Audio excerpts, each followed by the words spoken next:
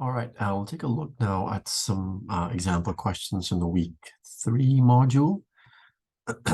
Let's take a look first of all at distinguishing elements versus compounds. And just as a quick reminder, when we look at the differences between elements and compounds, the difference there is pretty simple. So both elements and compounds are examples of pure substances.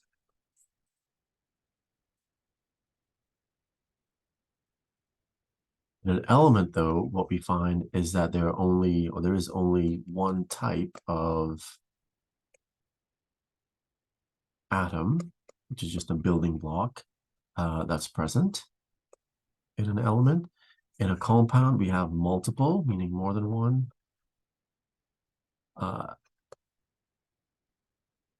Different types of atoms that are combined in a fixed ratio.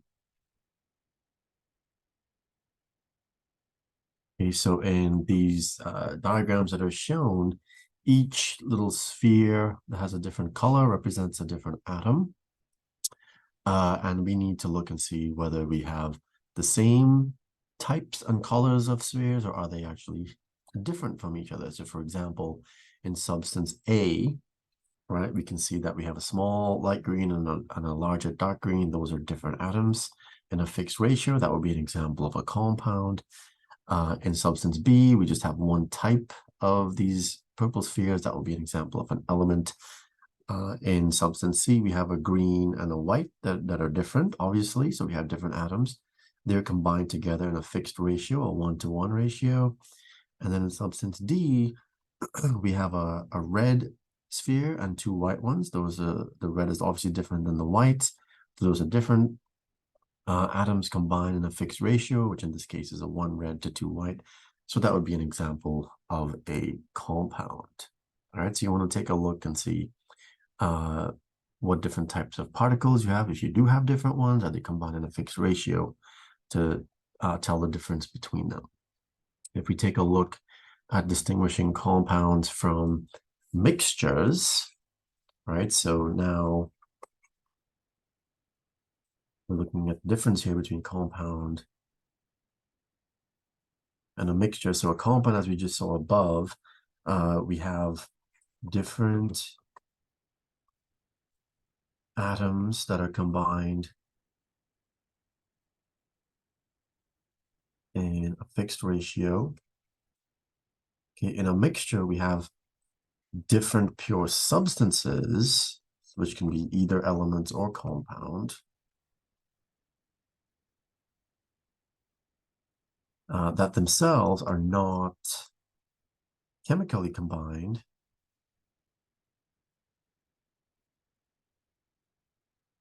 but they just share the same physical space. So for example, if we look at substance, whatever this is here, X, we can see that all of these are made up of a red and a green. They're combined in a fixed ratio. The red and green are obviously different. So that would be an example of a compound. If we look at substance Y, we can see that we have two greens and a red, right? So these here would be examples. This is an example of a compound. And then we also have two reds and a green, right? So we have two different types of elements combined. That's a compound as well, but it's different than the two greens and a red, right? So we have different pure substances, in this case, different compounds that share the same physical space. That would be an example of a mixture. If we go down substance D, we just have one type of an atom. We have the red spheres that are combined. So this entire sample is just made up of one type of atom. That would be an element. And the same thing that we see over in substance T. These are just made up of one type of atom combined. That would be an example of an element as well. If we take a look at classifying our substances from a sketch of something, so here we have a picture, a normal picture of this, whatever sample this is. If we zoom in a little bit, we can see that this sample is made up of small particles. We zoom in even more. Right now we can see, wait a minute, there's a bunch of different stuff in here. So we have these black spheres that are combined together. We have in the same space, we have these red spheres combined together. So this would be an example of an element, this red stuff. The blue things would be an example of elements as well, made up of one type of atom. So we have multiple, looks like pure substances that share the same physical space. So that would be an example of a mixture, right? So different pure substances. Is that mixture uniform throughout, right? Does it look the same throughout? And it doesn't. So this would be an example of a heterogeneous mixture that we have here. We can also look closely at this and see whether, is it a gas? Is it a liquid? Is it a solid? Well, if we zoom back out, right, we can see that the particles are kind of spread around. They're spread apart from each other. So that would be an example of a gas. It's obviously a mixture, as we just identified. It's a heterogeneous mixture as well. If we take a look at classifying or distinguishing chemical from physical changes, all right, so the differences, let's see here, between physical and chemical changes are fairly straightforward. So in a physical change, okay, the identity of a substance does not change. What may change is the physical state. So the state of the phase can change, however. And that's in contrast to a chemical change, where the identity of the substance does change. And usually what that means is that the components, for example, the atoms, are combined. They separate and they recombine in a different ratio.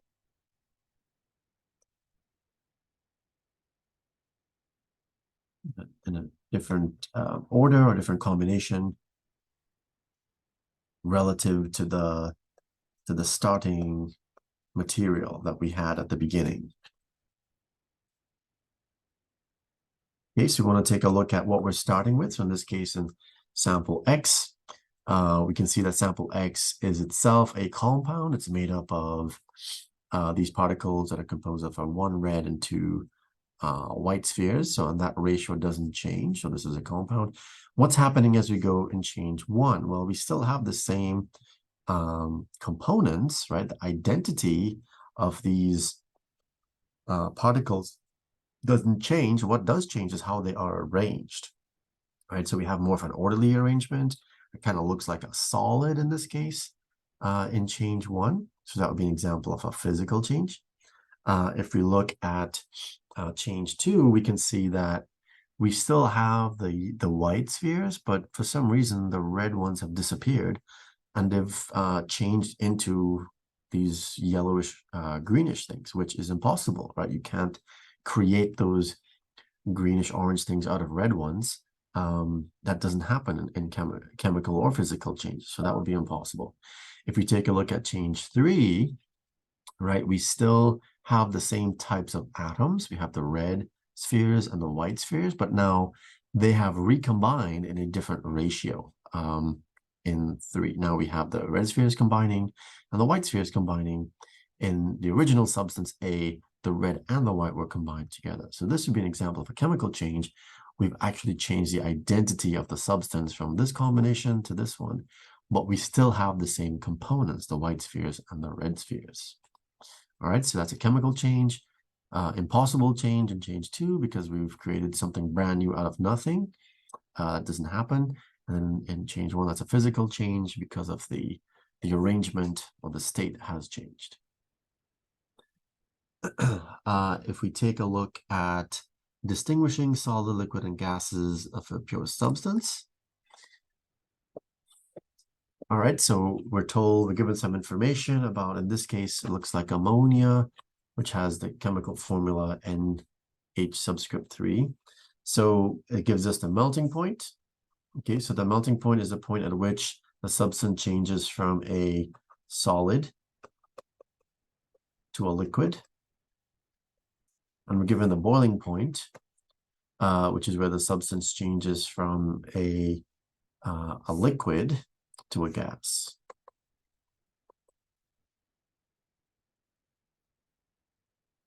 All right, and we know we're told that the melting point is negative 77.7 degrees Celsius. The boiling point is negative 33.3 degrees Celsius. So at 60 degrees Celsius, what physical state would ammonia be in? So we need to compare that temperature to these two temperatures here. So 60 degrees is greater than the boiling point, negative 33.3. So any temperature above the boiling point, that substance will exist as a gas. So we need to find ammonia, NH3, in a gas form. So ammonia is made up of 1 nitrogen and 3 H's. Nitrogen there is blue, H's are white. So, and that's how they come together as 1 N and 3 H's. And you can see the only option there where that would represent that gas phase would be this first one, because in the gas phase, the particles are spread out. In B, we have a temperature of negative 109. So negative 109 degrees Celsius is less than negative 77.7. So any temperature less than the melting point, that substance will exist as a solid, right? So we need to find ammonia in that solid form. In a solid, the particles are packed very close together in an orderly arrangement, and the only option here would be this one. So there are your NH3s that are packed very close together. Negative 56 degrees Celsius. Okay, that's more than the boiling point. I'm sorry, more than the melting point. So it's greater than negative 77, but it's less than the boiling point. So this temperature here is more than, so it's greater than negative 77 degrees Celsius, but it's less than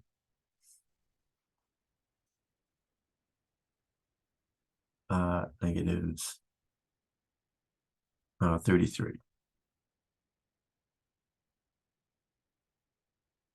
Degrees Celsius. So what is that? How does that compare to these different physical states, right? So sometimes it's good to maybe chart this on a increasing temperature. So down here at the bottom, let's say you have negative 77. As we increase, that goes up to negative 33 degrees Celsius.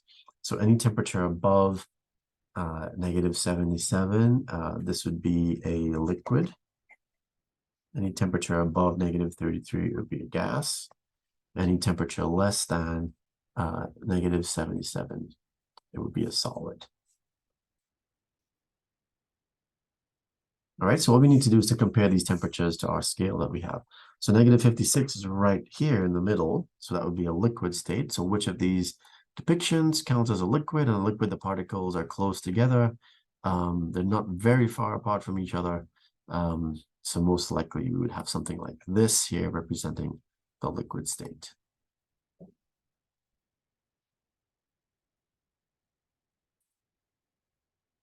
All right, let's see. Let's take a look at interconverting calories in joules.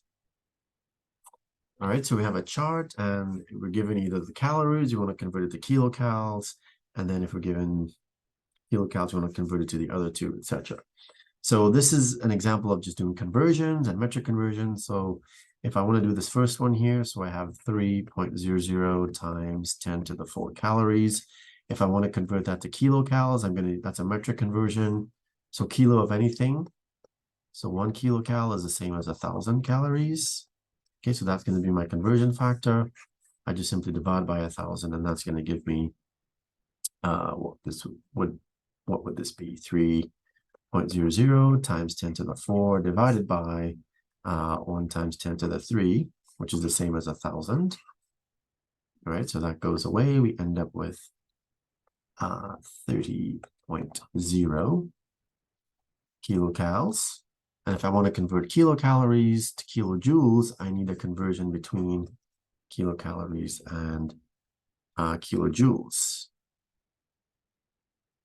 Okay, so where can you find that? Well, if you go into your data tab here, it's going to give you some conversion factors for non-SI units. If you scroll down, you should see calories down here. 1 calorie is the same as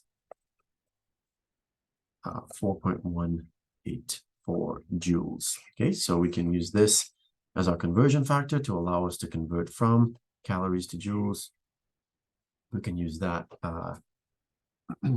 in our conversion. So for example, if I have now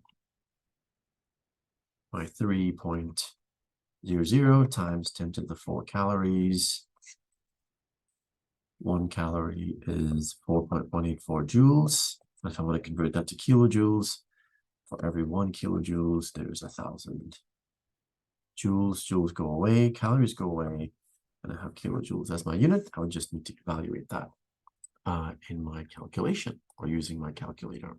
So all of these work the same way. You're either going one way in your conversion or you're going back the other way, depending on what you're asked and what you need to find. All right, let's take a look at using the specific heat capacity to find heat. All right, so we have here calculate the energy required to heat 454 milligrams of graphite from 14 degrees Celsius to 22 degrees Celsius, and we're assuming the heat capacity of graphite is 0.710 joules per gram per Kelvin. We want to include the correct number of sig figs. All right, so remember the heat equation. Heat is equal to M, the mass, times C, the specific heat capacity, times delta T, which is the change in temperature.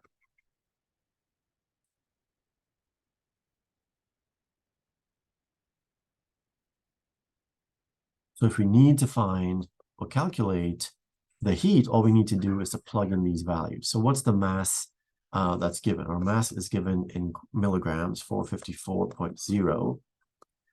Right? If you look at the specific heat, that's given in grams. So we need to convert this to grams.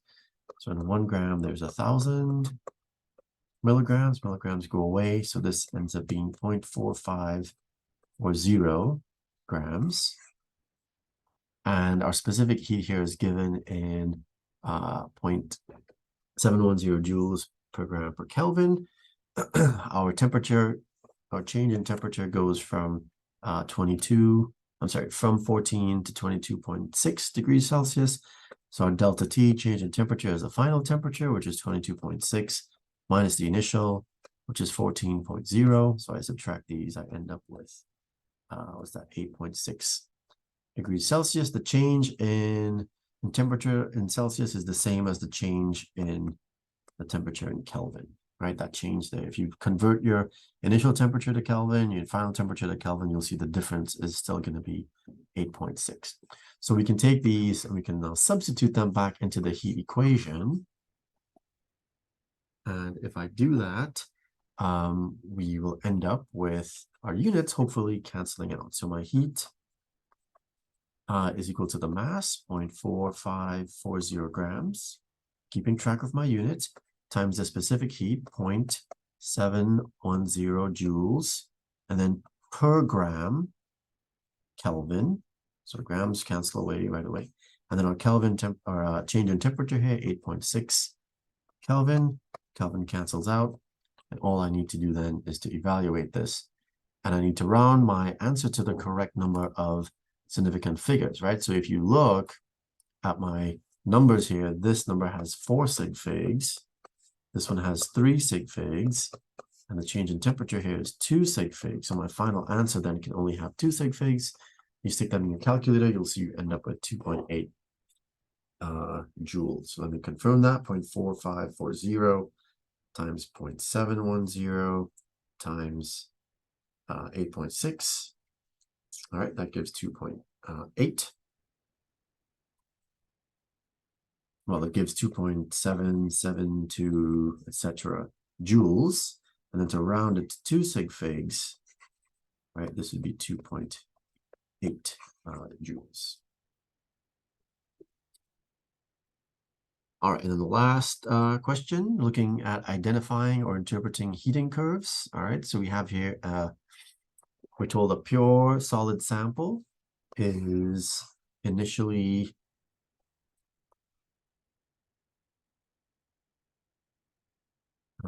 put into a flask. The flask is heated at a steady rate and the temperature recorded as the time passes. Here's a graph. Okay, so in our heating curves, if we're starting here as our solid, okay, as we heat this, the temperature of the solid starts to rise until we get to the melting point. Okay, so at this point here, okay, that's going to be your melting point. And at the melting point, if we keep adding more heat, we'll notice that the temperature doesn't change. It stays constant until all of that solid has melted to our liquid. So at this point, we have our liquid state, liquid phase. We increase the temperature of the liquid till we get to this point here, which is going to be the boiling point. At that boiling point, if we keep increasing the heat, the temperature stays constant until all of the liquid has turned into the vapor phase. And then we're at this point here where we just have our vapor or gas at that part of the heating curve. So the boiling point, right, is going to be where the liquid turns into the gas. So that corresponds to this region here on my curve. So that's between 70 and 80. So you need to estimate what that is. And then it asks, what physical state of X would you expect to find in the flask after 4 kilojoules per mole of heat, whatever unit that is, has been added. So we need to find that 4 on the x-axis, because that's where the heat is. So let's see, this is 0, that's 10, right in the middle will be 5. So 4 is a little bit less than that, so right about here, right? So on my graph, that'll be maybe about this region. Right about here is where we're looking. So at that point, if we add that amount of heat, what physical state would be present? Well, at that physical, or that place, the solid has reached its melting point, right? So we're in this region here. So the solid has started to turn into a liquid. So we have both solid and the liquid state, the liquid phase is present. When we get to this point, all we have is just liquid. We keep going up till we get to that point, and then from this region onwards, this plateau here, that would be where the liquid starts to turn into the vapor or the gas phase. So we have both of those present until we get to this point, and that's where we have just the gas present, and the temperature of the gas increases. So in this region here, right, where that we're trying to find, we have both the solid and the liquid phase being present.